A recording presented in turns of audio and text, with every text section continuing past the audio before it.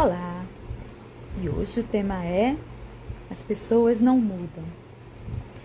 Eu acabei de ver aqui um vídeo de uma professora famosa dizendo isso, né? Bom, é um recorte, eu não sei qual é o contexto em que ela estava falando, então eu posso estar enganada aqui no meu entendimento do que ela disse, tá? Então, vou fazer essa ressalva. Mas o recorte que eu vi, né, ela está dizendo que as pessoas não mudam porque não buscam sabedoria, elas buscam riqueza, relacionamento, as coisas mais do cotidiano. E cita uma história do Buda com Ananda, que é um dos discípulos mais famosos do Buda.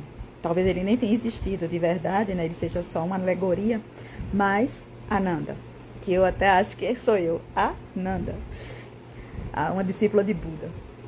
Quer dizer, ele era homem, tá? O Ananda era homem, eu aqui não sou.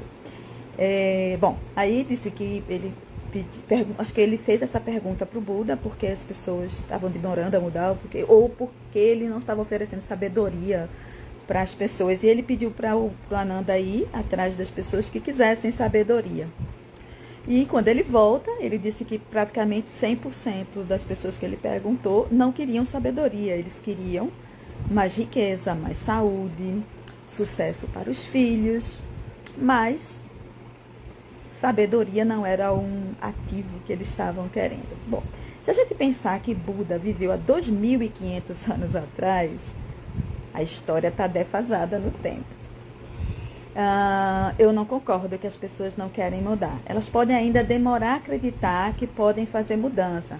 Porque, por exemplo, a ideia de que existe uma neuroplasticidade no cérebro e que não importa a idade que a gente esteja, o cérebro faz novas conexões, novos caminhos neurais, é coisa de 20 anos para cá. Então, até 20 anos atrás, talvez essas ideias fossem mais complicadas. Depois de uma certa idade, fica difícil de mudar, ou não muda, ou o pau que nós torto nunca se endireita, como diz a música. Né? Essas ideias ainda existem e, claro, guiam a gente pelos nossos caminhos. Mas se as pessoas não quisessem realmente mudar, não desejassem isso, elas podem ter dificuldades para mudar e às vezes levar mais tempo porque ainda há um conflito entre eu quero mudar e eu não posso mudar. Mas se elas não quisessem mudar, eu estava morrendo de fome. Eu não tinha trabalho, tá? Os coaches não tinham trabalho, os psicólogos não tinham trabalho. Então, porque as pessoas querem mudar hoje em dia, está diferente de 2.500 anos atrás, né, que a riqueza, inclusive, era para poucos. Hoje a riqueza ainda o milionário ainda é para pouco, mas a maioria das pessoas hoje tem o que há 2.500 anos atrás não tinham, né? Mas assim, a gente já alcançou um certo grau de alimentação para a maioria. Ainda tem um número grande, pelo amor de Deus, não me entendam mal. Ainda tem um grande número de pessoas, não deveria mais nem ter esse número, mas ainda tem um número grande de pessoas que não têm o que comer, não têm onde morar. Mas uma boa parte da população da Terra já tem o que comer, já tem onde morar, já tem as necessidades básicas dela, quase todas atendidas, então elas podem ascender para a busca de sabedoria, porque não dá para você buscar sabedoria de barriga vazia. Você tem que primeiro encher a barriga para depois buscar sabedoria. Tem que ter um certo grau de sensação de segurança para buscar sabedoria. Então, eu atendo pessoas, né, que querem mudar. E faço isso há 26 anos. Então, eu acho que hoje as pessoas estão buscando sabedoria, buscando autoconhecimento, buscando melhorar a vida através da mudança pessoal, de mudar ideias. E veja, não é mudar a si mesmo. Eu sempre, quando cai esse assunto com os meus clientes, eu digo, nós não vamos mudar quem você é, porque você é perfeito para ser quem você é.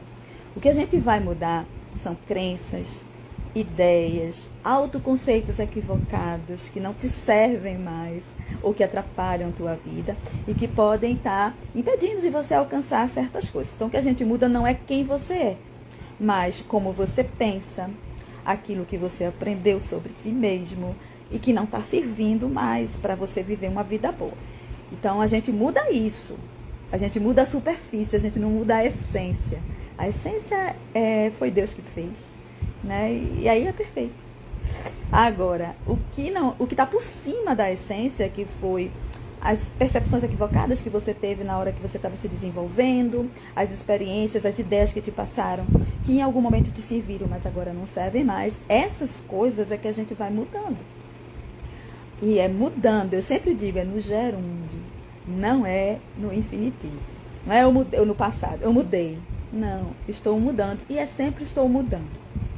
A gente nunca chega no final desse processo de modificação. Até porque eu mudo hoje. As mudanças que eu adquiri hoje servem por um tempo. E lá um tempo mais na frente eu vou precisar mudar. Mesmo que a mudança de hoje seja maravilhosa. Mas daqui a um tempo ela não vai servir mais. Então eu tenho que estar sempre aberta, como diz Carl Roger, né? Aberta à experiência. Porque as mudanças nunca cessam. Então eu discordo dessa professora e vou repetir.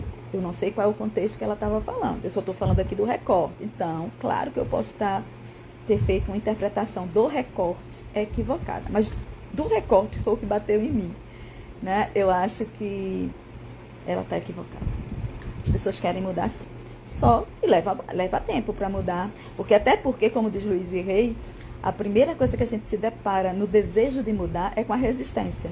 Que até a física explica isso, né? A gente tem uma coisa chamada inércia, que se a gente está num movimento, por exemplo, se a gente está andando e para, o corpo da gente vai um pouquinho para frente, para ir para trás de novo. E isso é resistência à mudança de movimento. Se a gente está parado e começa a se movimentar, a gente tem um impulso para trás. Por quê? Porque o corpo da gente estava parado, e aí a gente tem um pouquinho de resistência inicial. E nas mudanças psíquicas a gente não tem um pouquinho só, a gente tem um muitinho, porque a gente aprendeu que a gente não muda.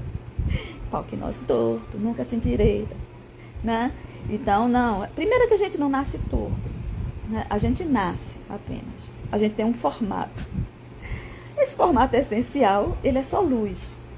O que se coloca em cima desse formato é que às vezes a gente necessita mudar. Né?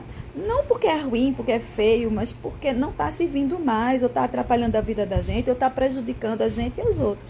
Aí a gente precisa essa mudança.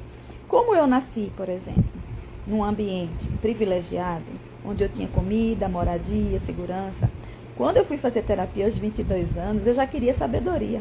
E é engraçado, no primeiro ano de terapia, né, que eu já ajustei algumas coisas na minha cabeça, eu comecei a querer sabedoria. E até hoje, esse é meu caminho, né? Para mim é o ativo mais importante da minha vida, é o conhecimento, a sabedoria. O conhecimento de mim mesma e a capacidade de absorver o mundo, filtrando ele, transformando ele, perguntando sobre ele, filosofando. Que para mim filosofia não é aprender o que os filósofos do passado disseram, porque isso para mim é papagaio. Filosofia é aprender a fazer pergunta. E uma primeira pergunta que eu fiz e que considero filosofia é: será que tem que ser assim? Né? Por exemplo, quando eu decidi não ter filhos, na minha cabeça, para mim, mulher tinha que ter filho. E eu perguntei: será que tem que ser assim? Por que tem que ser assim? Por que eu tenho que ter filho? E quando eu respondi a pergunta para mim, eu decidi não tê-los. Né? Porque eu achei que não combinava comigo. Mas para eu tomar essa decisão, de fato, eu precisei conhecer quais eram as minhas características mais frequentes. Não é quem sou eu, é quais são as características que são mais frequentes. Né? E aí essas características mais frequentes, a gente faz um quadro e diz: essa sou eu, por enquanto. Né? Porque eu, por exemplo, agora com quase 57 anos, eu não sou a mesma pessoa de quando eu tinha 30. Não sou, cara. A de 30 não é a mesma que quando eu tinha 20. A de 20 não é a mesma que quando eu tinha 10. Então, a gente nunca é a mesma pessoa. A gente é um grupo de características por um tempo. Aí muda. Depois continua aquele grupo de características muda de novo. E vai assim até a mudança final, que eu digo que é a mudança que os tapurus ajudam a gente a fazer, a mudança final, que é ele se alimentando no nosso corpo. Essa é a última mudança física que eu terei, né? E eu digo, eu vou dar uma refeição para os tapurus das melhores. Eu quero um corpo rechonchudo de alegria, de felicidade, de contentamento, para quando eles forem se banquetear, sair tudo delirando. Eita, que comida boa! Né? E aí eu me transformo em outra coisa, me transformo em alimento para outros animais, me transformo em adubo para outras plantas, me transformo em moléculas para outras estruturas vivas na Terra ou no universo. Né? Então essa é a última mudança desse corpo, tá? O resto eu não sei. Eu gosto da ideia de que existe uma consciência e que ela permanece depois que esse corpo se destrói. Mas até agora a gente não tem, a não ser o espiritismo, as religiões que informam que existe isso, né? A gente não tem nenhuma notícia da ciência confirmando isso. Por enquanto, pode ser que a gente tenha. Mas eu gosto da ideia que eu sou uma consciência que prevalece, né? Permanece mesmo depois que o corpo se desfaz. Mas também se não for, não tem problema.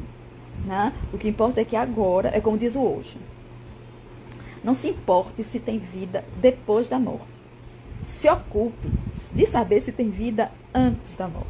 E isso eu já estou fazendo. Tem vida aqui, agora. Se vai ter depois que esse corpo for tudo desfeito, eu não sei. Mas se tiver, eu vou descobrir. Se não tiver, acabou-se. Bom, e por hoje é só, que o braço já está doendo, que eu estou só segurando agora com o braço, só aqui, por enquanto.